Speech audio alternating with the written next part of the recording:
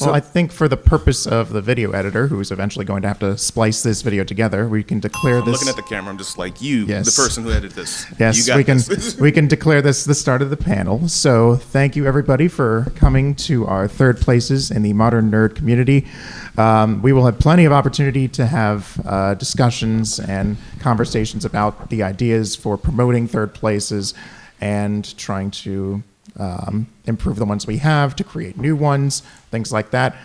Before we begin, I'll just kind of introduce myself, and I'll let you introduce yourself. I'm Evan Baumel. I am just a person genuinely interested in society. I know that I am a participant of society. Oversimplification. Someone who's interested in social dynamics, managing and running nerdy communities, and we're gonna have a shout out for us. Gonna have a panel tomorrow at the same time, 12:30, on managing those communities. So if you're interested, feel free to check that out. But today we're gonna be talking about just those spaces themselves.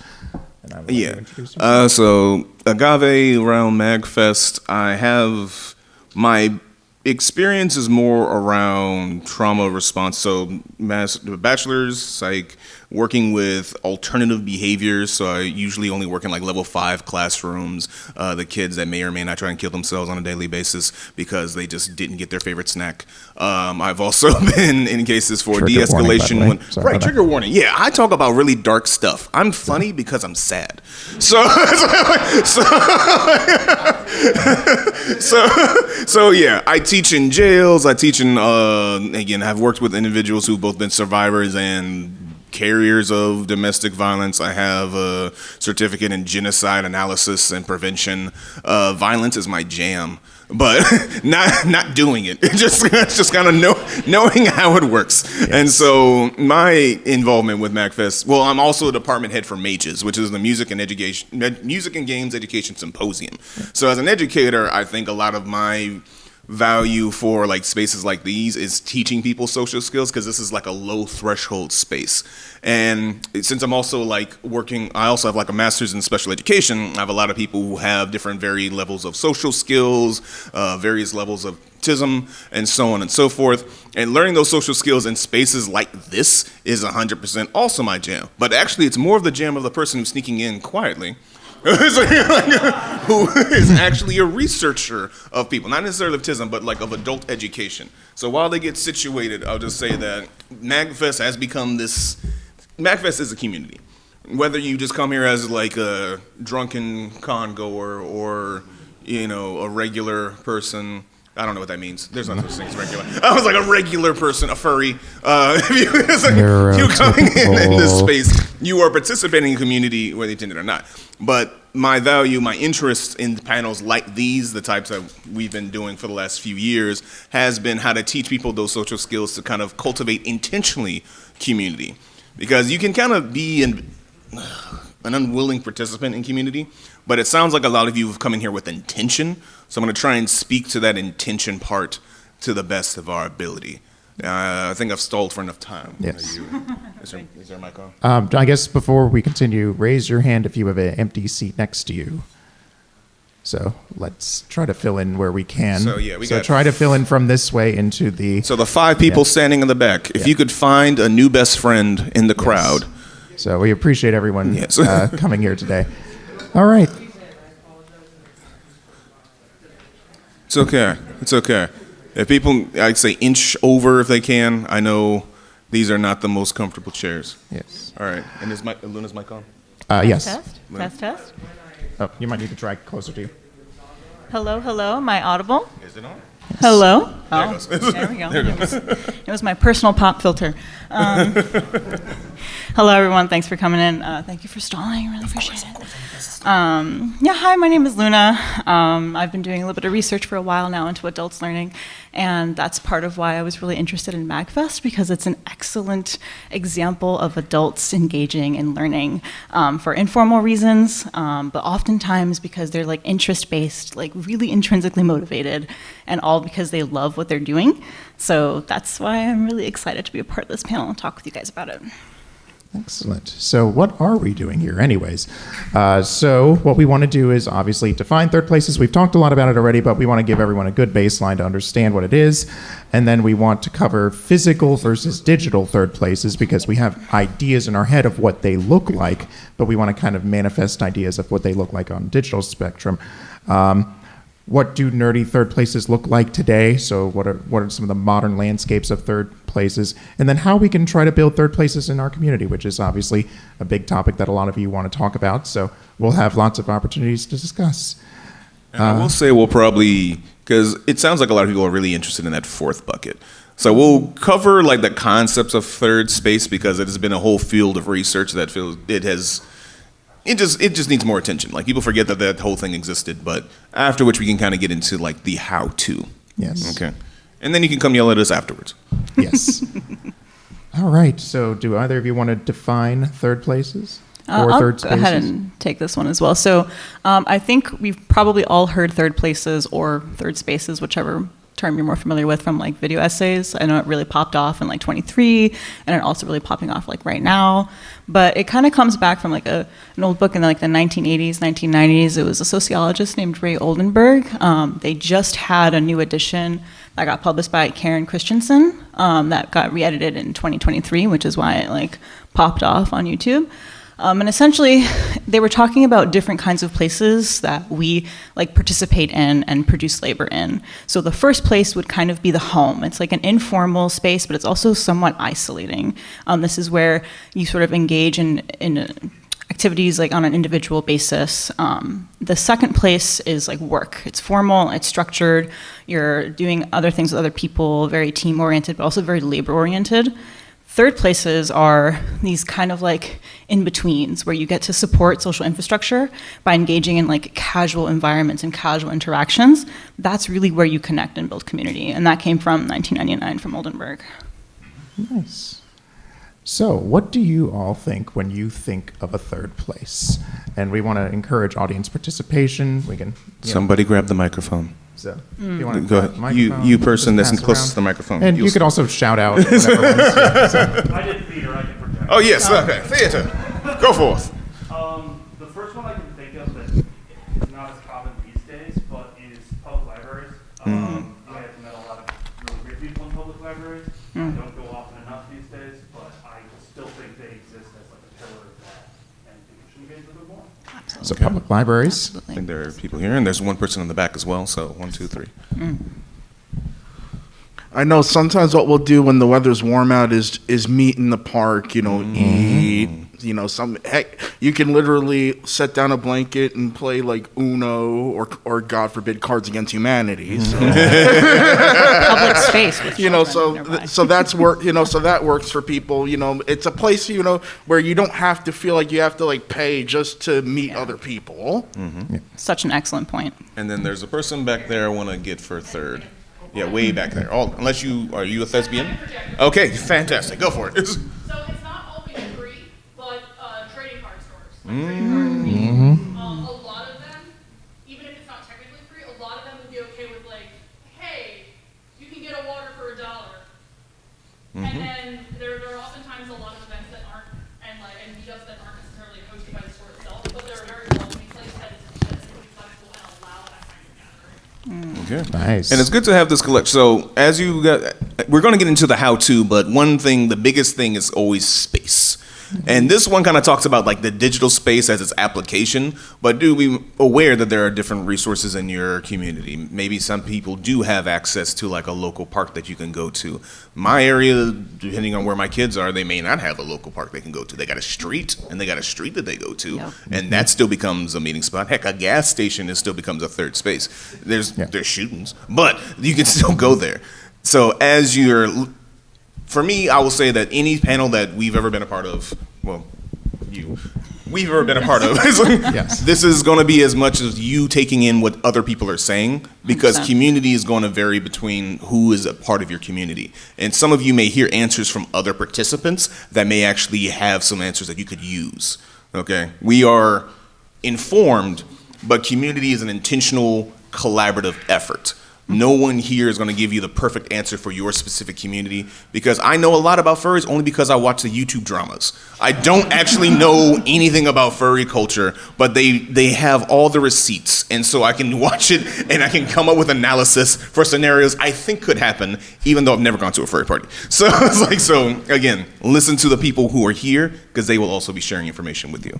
Sorry, continue. That's right. Shout out to the furries. Shout out to the furries. They probably All right, so we do have some examples that were listed. So obviously, when you think of like the old school pub third place, we have like the local pub, which is common in a lot of European countries. We don't have as much of an equivalence here in the U.S., but there's some places that have that similar style, or like a cafe or a diner that people commonly frequent. Very often in the early part of our history, churches and temples and other religious institutions were seen as the third space for a lot of families. Arcades are sort of a modern incarnation of a third place. I know my parents often had dates at third places and would meet up with their friends at arcades. And it's just like a thing to do.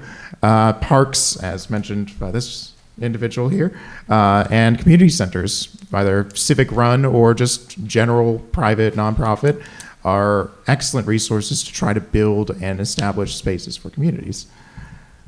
Do either of you want to cover why third spaces are important? Okay. So there's, I'm trying to think how much I want to say that's on the screen versus what's not. do what you want. Okay, because I don't do Yeah. direct live screen. Okay, so the reason we have like thirds, the why they're so significant. Obviously, we have a space to sleep. We have a place we go at night. That's like the first space. However, if we spend too much time in there, that's when we end up bed rotting. That's when we end up getting very anxious. This is when we end up not going out, and this is when we end up being online more often than not, fighting with people we've never met before. And it's very difficult to have an argument with someone who's in punching distance. I'll be honest. I should say I've also had some background in like some martial arts, MMA, etc., firearm training. Again, violence is my jam. But but with third spaces, it is not, again, it's a low threshold for interaction versus, let's say, a networking meeting, in which case your expectation is always to have like a pitch, a goal, some sort of like business interaction. That unfortunately sets the bar as like a high intensity, because then you have to dress up, you have to mask, you have to prepare to be your best selves at all time. But again, these third spaces, like MAGFest now, I have been cussing up a storm. I had Four Loko last night. I'll have Four Loko after this panel. I will continue to be debaucherous, but I will also socialize. And I know if I say like, hey, I'm drunk, somebody's like, haha, me too. And then the conversation just continues.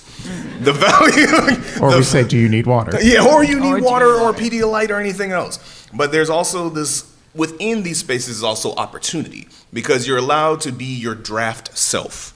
Your draft self isn't somebody that has not fully come to fruition. There's not exactly an end game. I'm not here to build the next most powerful tech operations org in the world. I'm actually here to start talking about like, hey, I really like working with kids. And then somebody can say, I like working with kids. And the conversation can just flow from there. Mm-hmm. And that builds up a lot of other grassroots advocacy opportunities. And then even if you have different aspects of your identity that you haven't even fully identified yet, like I've seen so many eggs come through here to become beautiful, whatever their gender is, person. But sometimes it just comes from just saying like, oh my God, you're wearing nail polish, or you have eyeshadow or something like that. And that is, again, the benefits of these spaces. Now, whether or not it's something that is, there's another element to this, in which case you have to build up a certain amount of safety for people to talk to each other. But that's a concept we can get into a little bit later. I don't know if you wanted to add anything with this, Badge. What I also wanted to add here is that it sort of like equalizes social status in a way that I think you were getting into.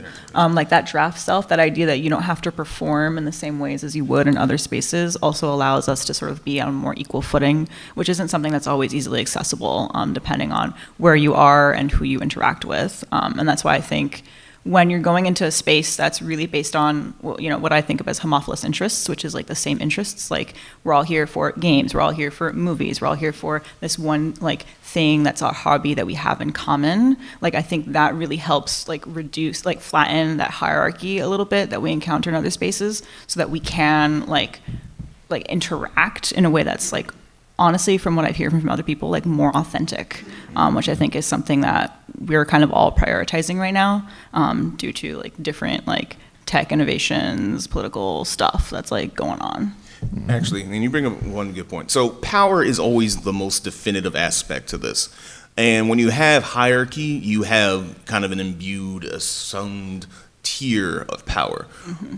If you're not familiar with the concept of power, it just really comes down to like who has the most say in a space, who decides who gets to stay in a space or not, who decides what's appropriate and what's not appropriate to say in a space. And that doesn't always mean like who's the boss. It could just mean like who is the most dramatic person in this room that takes up all the space out of it. Yeah. Power is not necessarily something that's kind of captured in a title. It's captured in the power of influence. Mm-hmm. And in these community spaces, it is hard to say who has the most influence, especially here, because it's just so many people. But when you get into, if you get into restorative justice, mediation, another thing, I have several degrees. So I have training certificates in mediation. And one of the biggest things in order to deal with conflict is to remove this tier of power by flattening everything, by making people equal. Because if you can't openly express your concerns with your community members, then those become grievances that later blow up. And that is like 90% of the articles I read has always been about like these hidden animosities that end up blowing up into some other dramatic thing later. And there's a whole textbook around it, but that's not this one. That's a different one. It is interesting that you bring up that power piece because in many ways when you think about attending an event like MAGFest, pretty much everyone there's a very thin layer of organization, even amongst, between attendees to volunteers and volunteers to staff and the staff to the people that actually get paid to run the event. It is still a pretty equally distributed environment, and sort of when designing and building third places, understanding power dynamics for people coming in, for people that are already a part of it, and for people leading it is going to be one way to sort of think about how those spaces are designed to make them try to be a little more welcome. Mm-hmm. Yeah. I also just want to point out how extremely late 70s, 80s vibed this picture is. I found this online and it's like, I can smell the cigarettes. It's insane. So yes. So third places are awesome, but there is, of course, a problem, and that they are disappearing. Dun, dun, dun.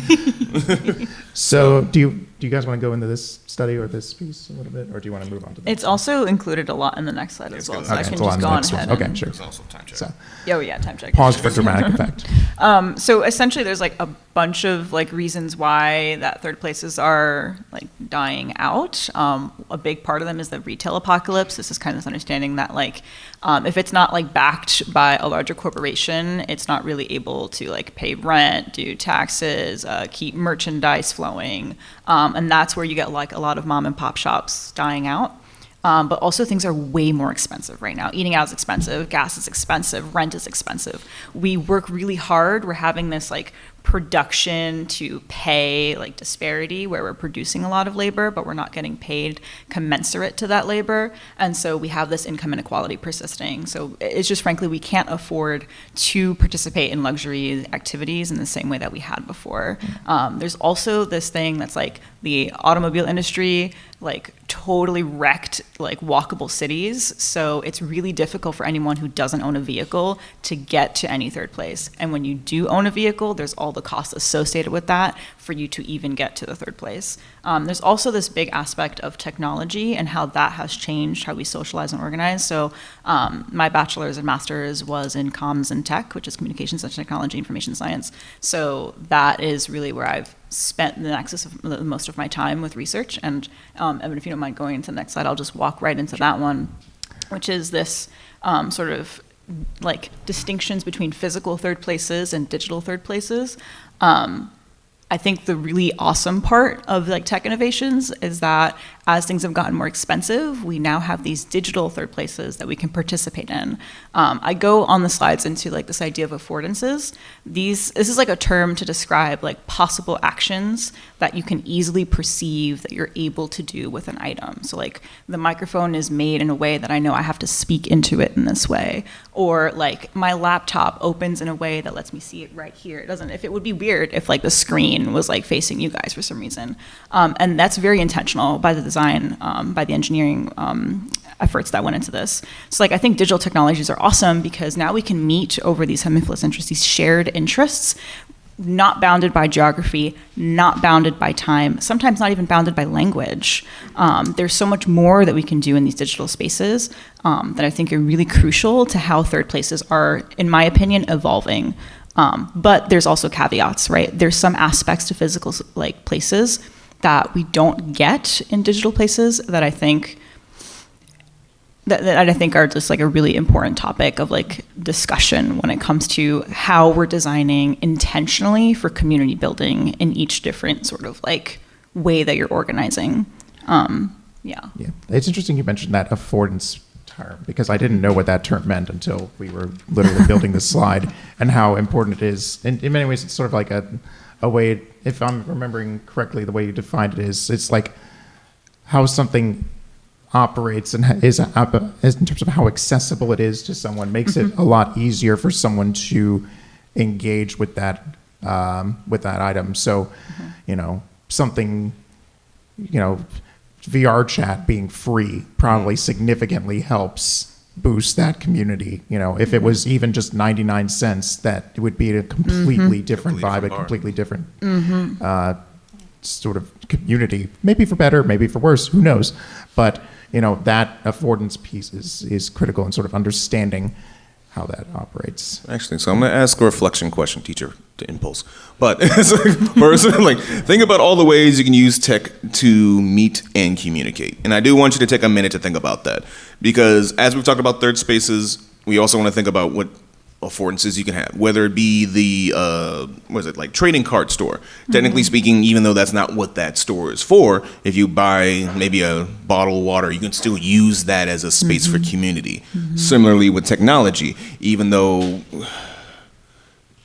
I was gonna say like Reddit has become its own thing, it is still a community. It is a lot. There's a lot of people go on there. So I want everyone here to take a minute to think about how they can actually use the technology they have access to communicate and build with the people next to them.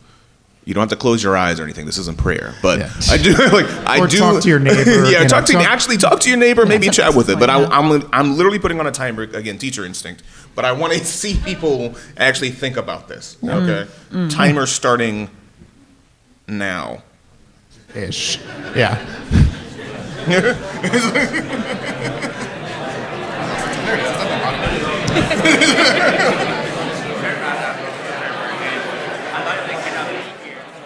again, I like the engagement, and I want people to do things.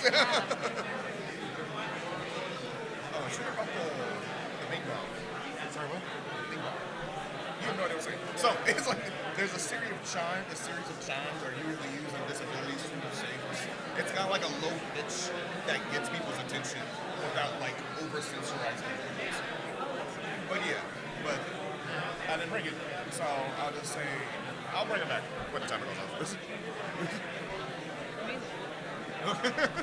Also, where are we at with time? We're at we got 30 minutes, right? I lower the volume so it wouldn't feed into the feedback. Okay. We still got time. Yes, just want to hear. I want you to put it right against the mic.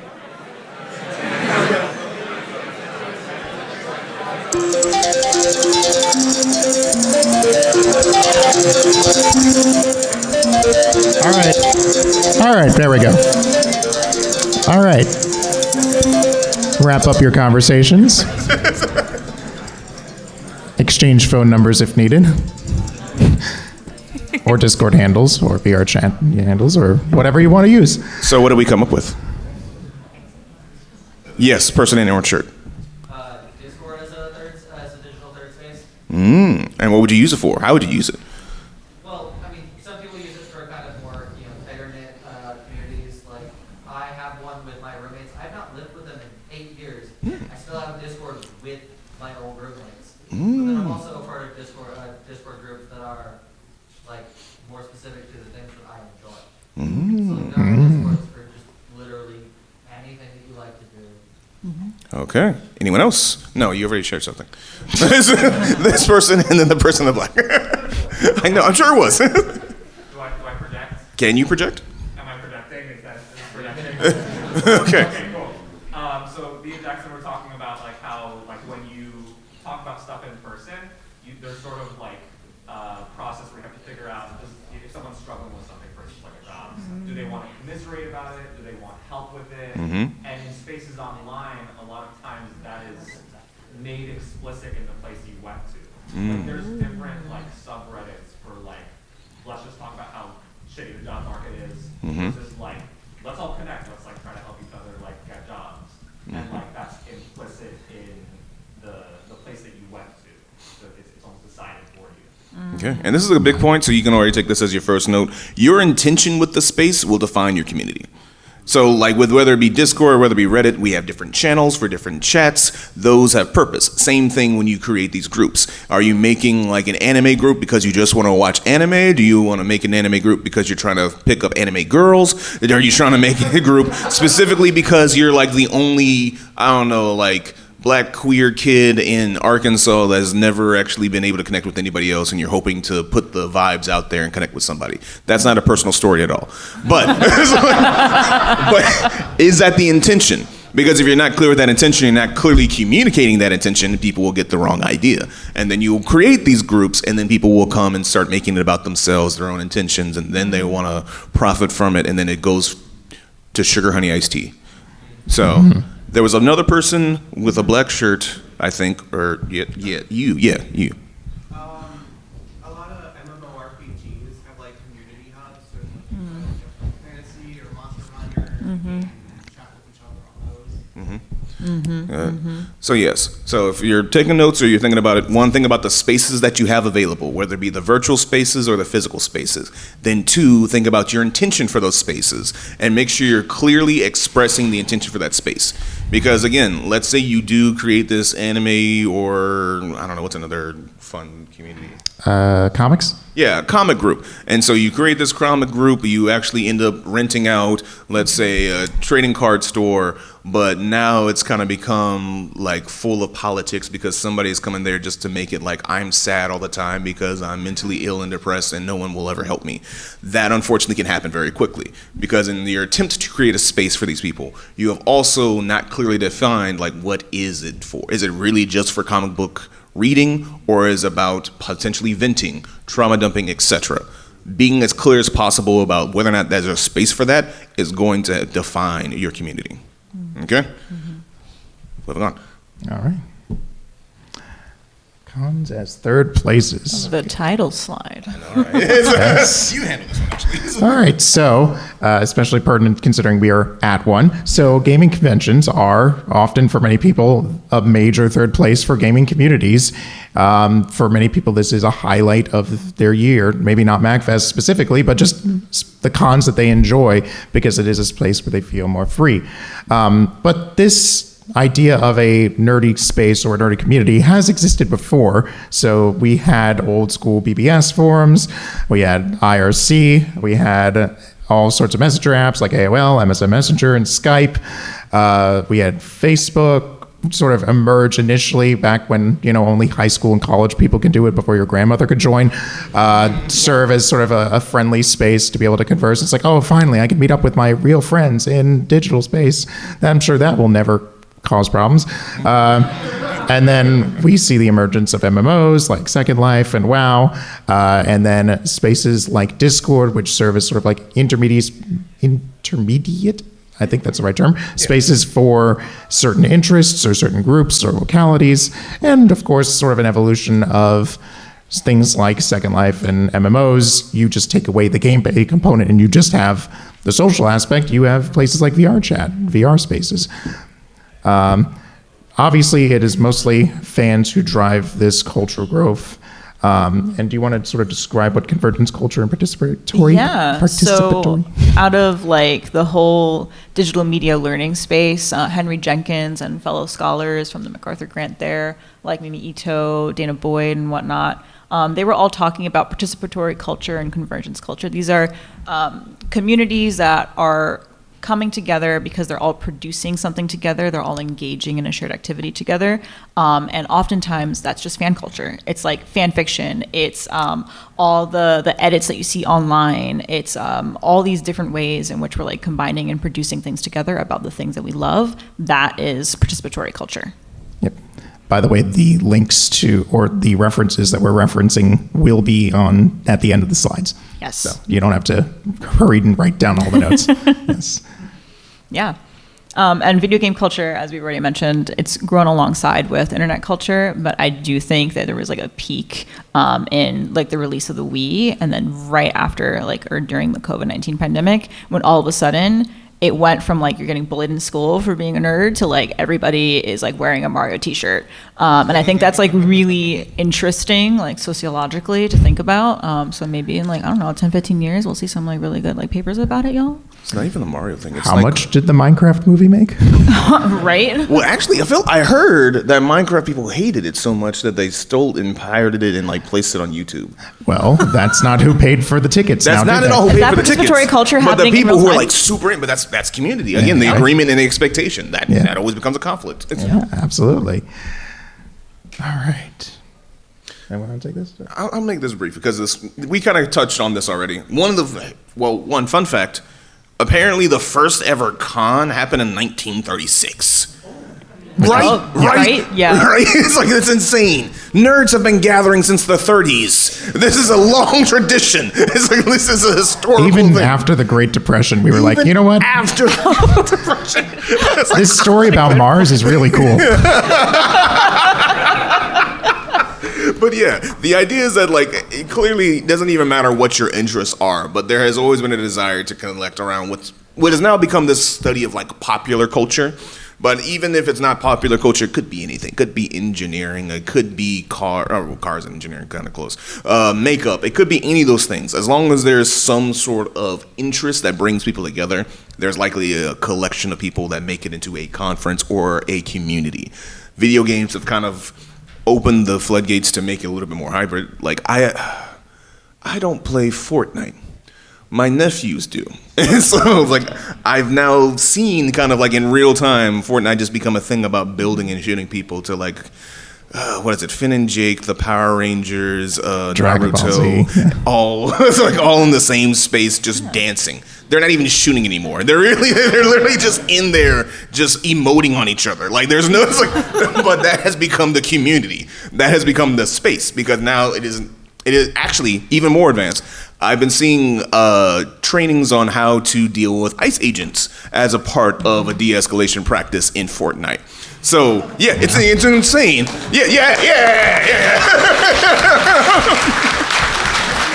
But again, what initially starts as just a place for game, the affordances of that space has now taken multiple shapes. And so whether it is just kind of like socializing, memeing, being, an edgelord, or actually organizing with your community to help protect your neighbors, it has that capacity. And so again, depending on where you are, you can use a lot of these resources to your advantage. Let's go to the next slide because I feel like we need to. Yep. Yeah.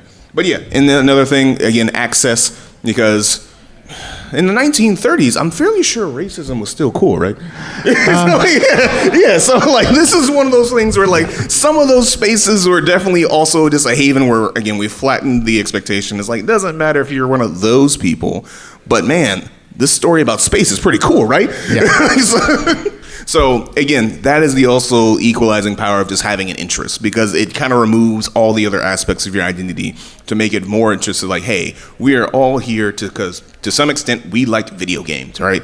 Or at least we like people who play video games, or we know people who won't stop talking about video games and they force us to be here. So either way, we are involved in this community. And that has become, again, the real value of like either the video game or just community space as a whole. Yeah, I mean, something to think about with these kinds of spaces. Early science fiction was talking about a lot of social issues like racism, sexism, classism back then, and a lot of the themes still carry over to this day. And as nerd mediums evolve, there was the comic code, which kind of sanitized a lot of comics, but even then they found ways to try to talk about social issues of the day. And once that sort of devolved, comics, anime, games all started serving as mediums of discussing social topics. How many of you, this is actually an interesting question, how many of you found out about a cause or an issue because you went to a convention and someone was talking about it or was advocating for it? probably a good number.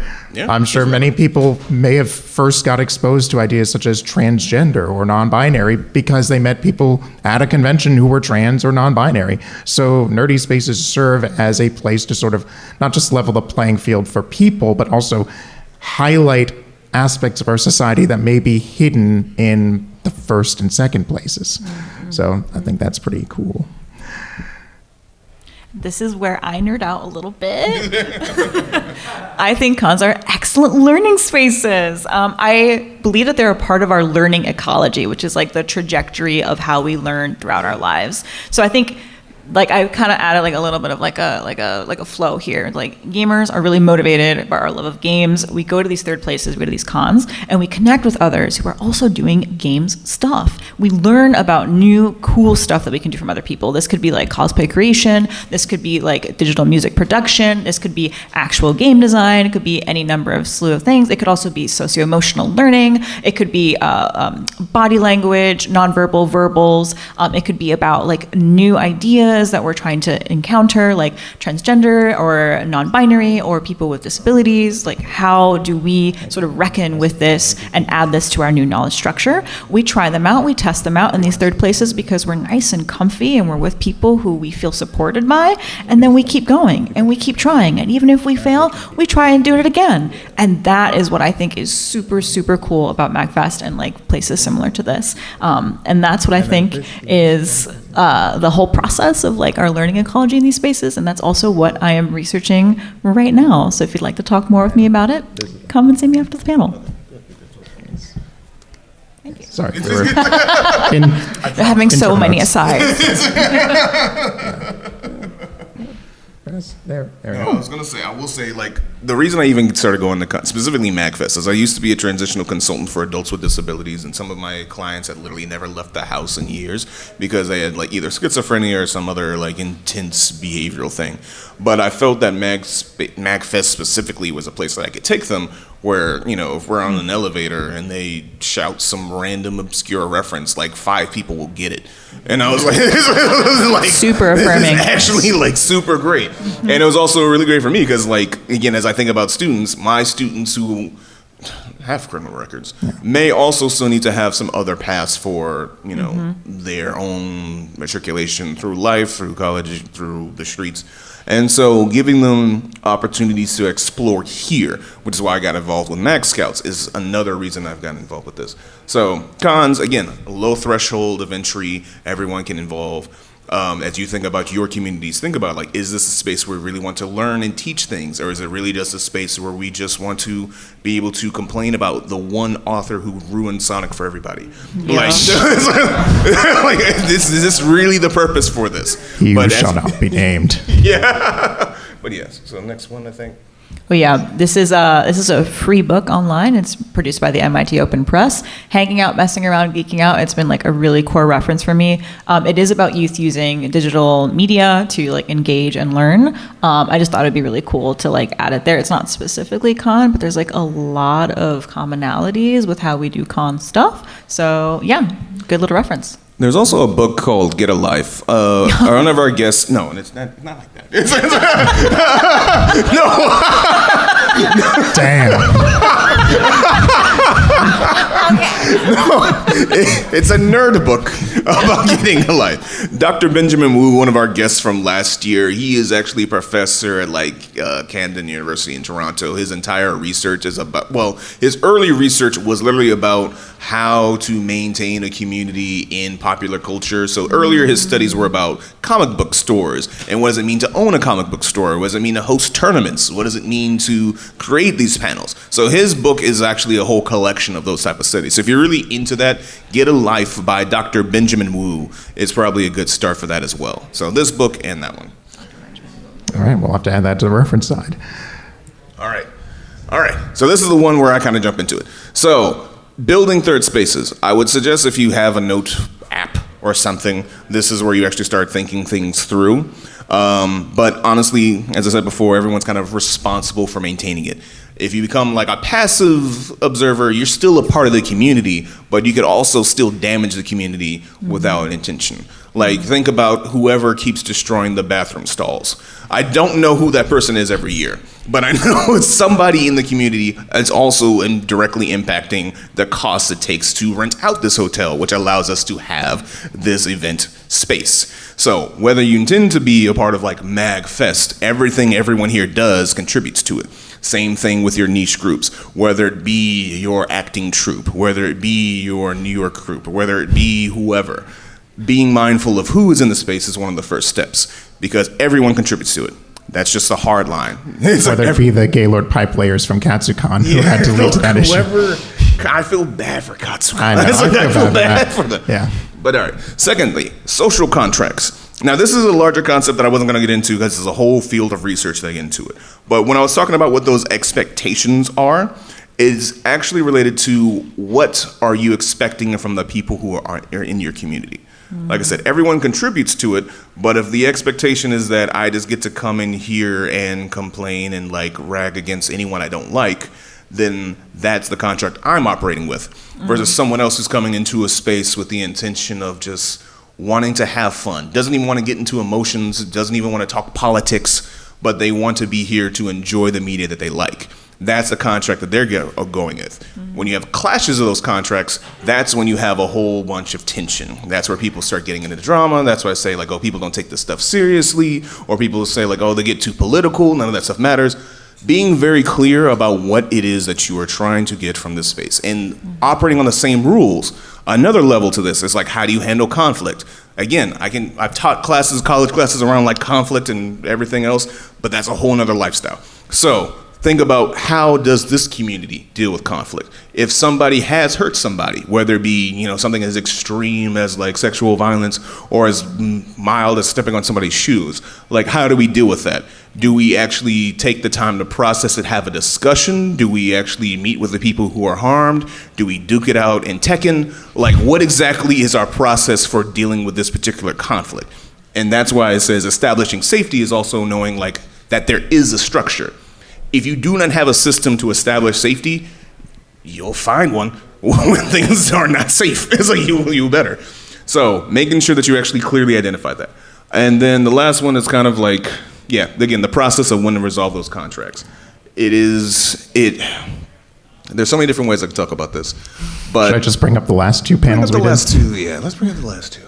No. There's only last two panels, so what we did last time was like how you've been you've been canceled. So an entire panel about cancellations, what to do with it, how to process it, the impacts of it psychologically, mentally, socially on people who are both the receiving end, the bystanders, and the cancelees. And then we had another one that was related. What was the first one? It was managing conflict in your nerd community. Yeah, managing conflict. Well, no, the first one was nerd fight, but that's... Yeah, that was mine about persuasive speaking. How to win a nerd fight. But yeah, again, managing conflict. Again, there are several different strategies, but it comes down to your community. One of the first things I would suggest, and again, you can write this down, is actually think about like, how do we win a handle when shit goes wrong? You can quote me. You can watch it on YouTube. Or you can go to our panel tomorrow at 12:30 about we those do have very a whole other topics. panel about this. Never mind. Just come tomorrow. It's like we'll talk about it then. Yes. But again, even if you can't come tomorrow, again, being very intentional. What is our process for conflict? So you can look up something for restorative justice. You can look up community mediation. You can look up peer jury. You can look up like arbitration. I'm dropping all these words, but you can just look them up if you want to use that as a process. And I was going to ask, is there any starting resources that you recommend for people to read or understand, just be able to understand conflict management in general? I made a list last time. Go to the panel. That'll be a good. Yeah, All right, we'll cover it tomorrow. Go to the panel for that. So, I'll make sure I have a draft for you. But I'll have to let's give a move guide. on. We got to move on. Yeah. We're running out of time. All right, do you want to go to this one or do the next one? No, I want to do this one. So this is another reflective question. This time I'll put 2 minutes on the timer. But again, this is about you and your community. I want you to think about what you can do. And it doesn't necessarily have to be MAGFest, but whatever community you're a part of, what can you do to support your community? I'm starting the timer. I expect chatter. Is it lame? All right, cool. But go ahead, timer starts now. What can you do?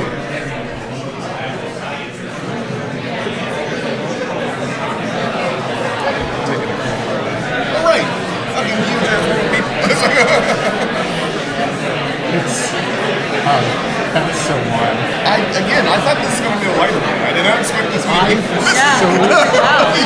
so thrilled that we will actually get to shoot at this topic.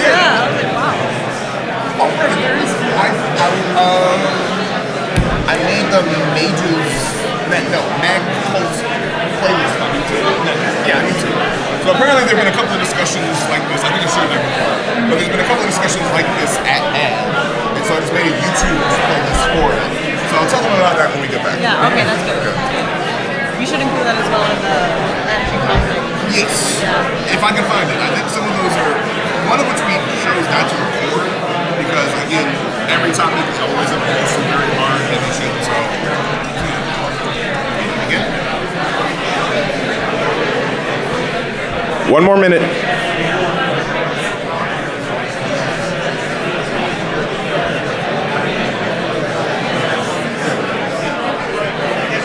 Just messaging my family. I'm like, look what I did.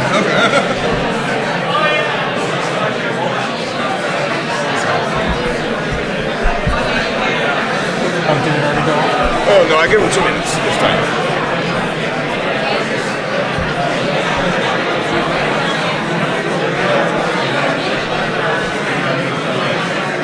Okay. 30 seconds.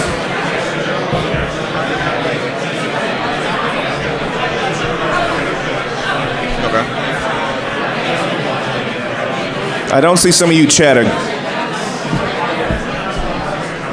10. You, nine, why aren't you chatting? 8, 7, 6, 5, 4, 3, 2, 1.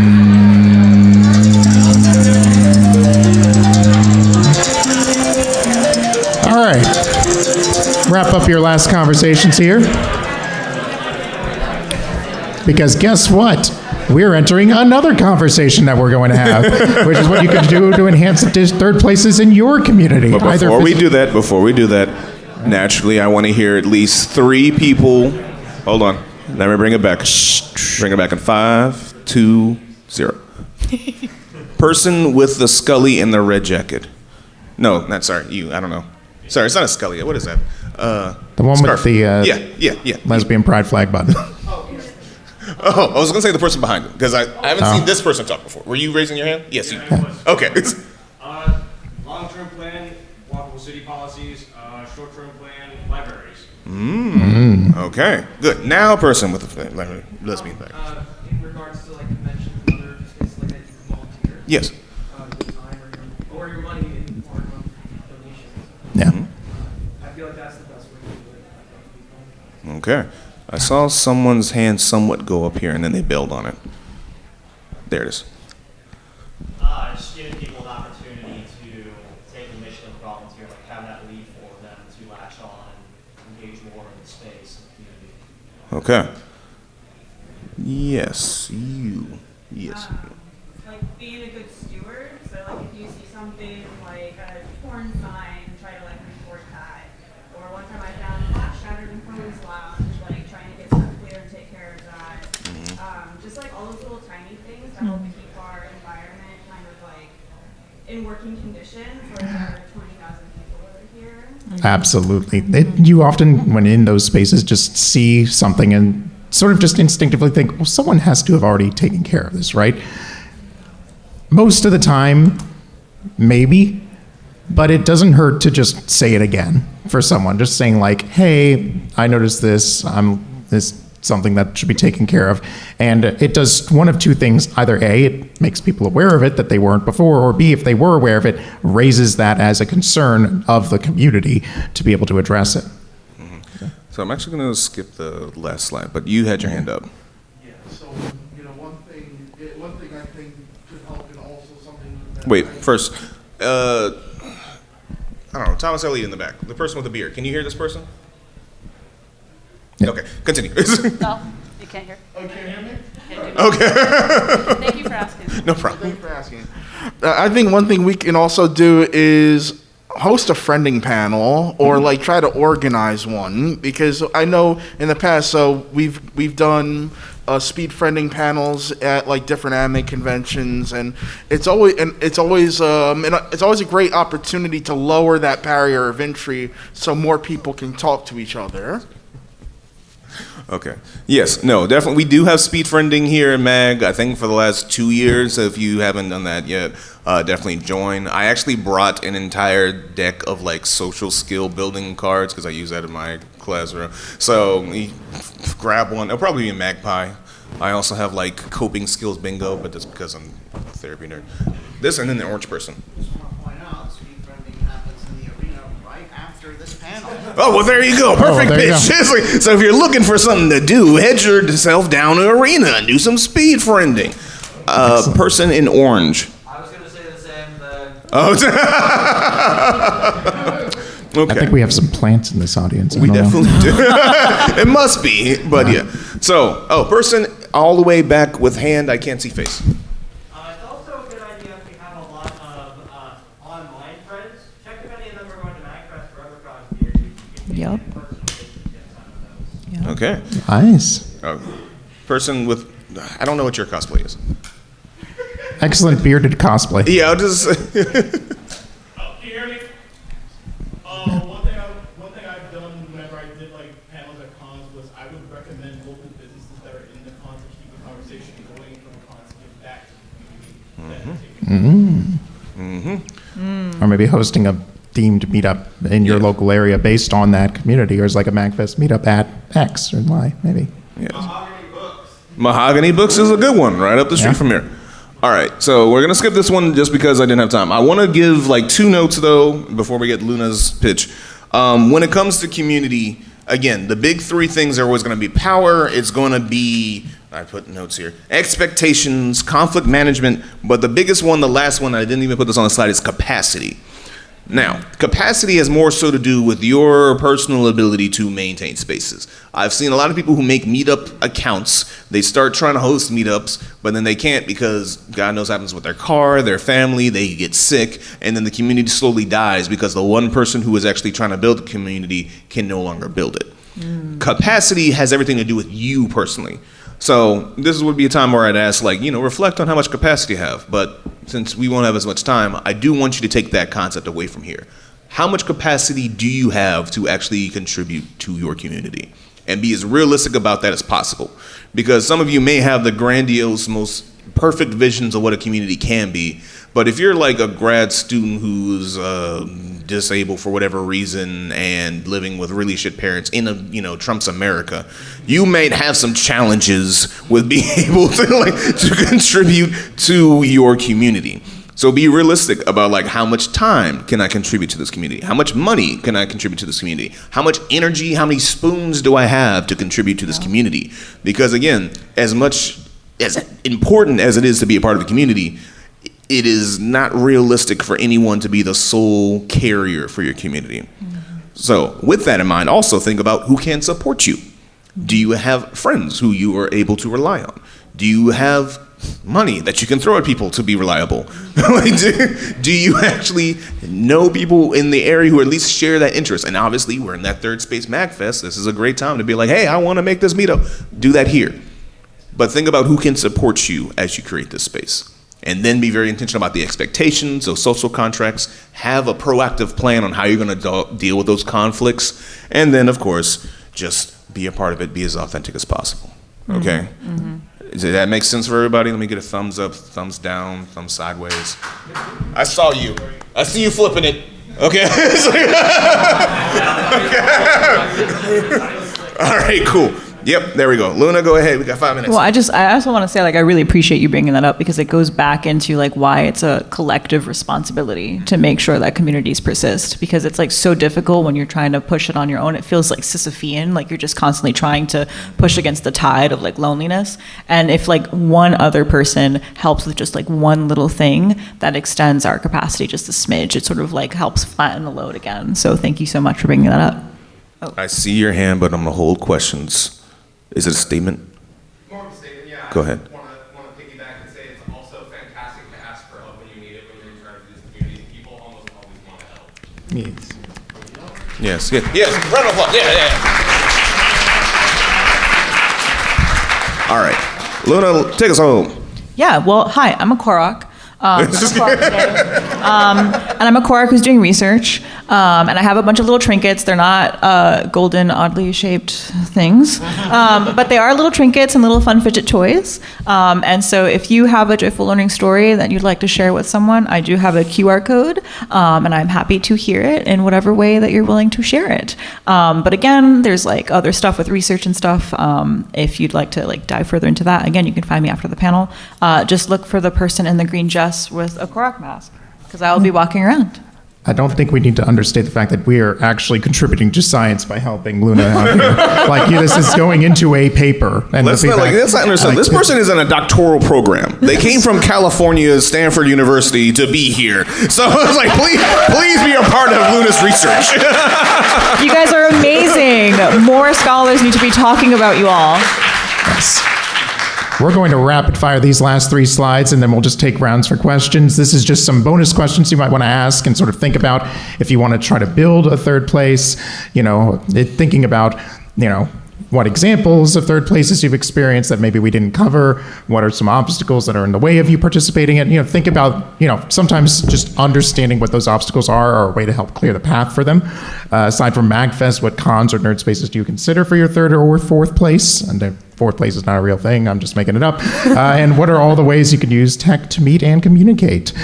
And for those who are interested in the references, I will keep this slide on for exactly 1 minute, though we're not going to do a timer, so that you can have an idea of it. Do you have any notes or comments for any of the references here? Thank you, Evan, for making the list. I haven't read Oldenburg, but it's where a lot of people are citing some of the original third places work. I already mentioned the free book. I know that with academic papers, a big issue is the paywall.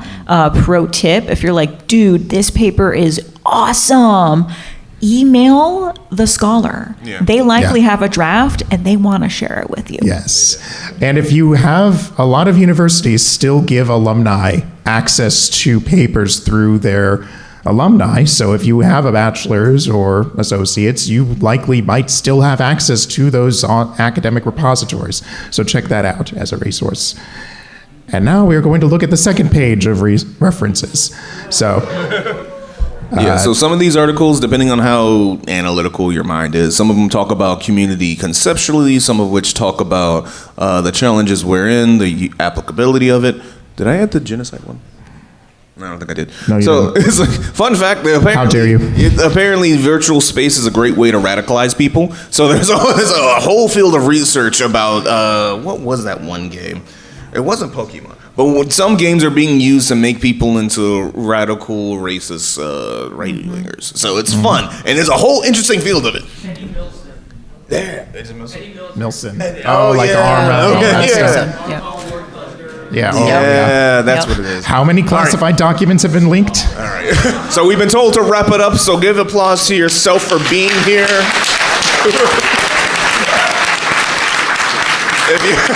Thank you all so much.